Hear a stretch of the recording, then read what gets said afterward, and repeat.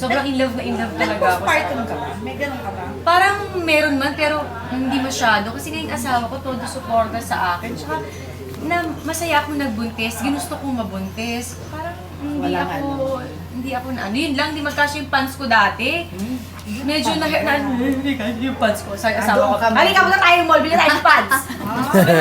So, maisip ko lang na gano'n, biglang nawawala na kasi si Dong, Papalitan na lang yung pants. hindi kasi sabi ko,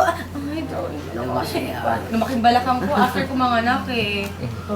Ay nako, wala yung kalang mo lang halika punta sa mall, bilhin tayo ng pants. Anong gusto mo talaga? Gano'n. Nag-feel mo siya nung after mo mga anak and all, parang mas ganda-ganda siya sa'yo. Obsessed naman siya. Pero hindi sa anak sa'yo. Hindi nakita siguro niya kung gaano ako ka-dedicated mom eh. Oo, hindi niya in-expect na ganun pala ako mag-alaga. Kasi siya inaalagaan ko naman siya. Pero hindi niya nakita niya, ay, ganun pala siya mag-alaga sa anak niya. Siguro, sabi niya, ay, fairness. So lucky to Di have. ba yun ang pinakamahal? Parang yun ang pinakaminahal niya sa'yo, di ba? Naman. Eh, Diyos ko, ginawa ko sa kanya eh. Ito, dugot laman ko. Dumabas sa akin, malamang times 10. Diba? Lord, sana po yumaman ako. Lord, sana po ganun. Sabi ko sa kanya, alam mo minsan, pumunta ka sa simbahan para sabihin, thank you Lord, binigyan mo ako ng pagkakataon para mabuhay.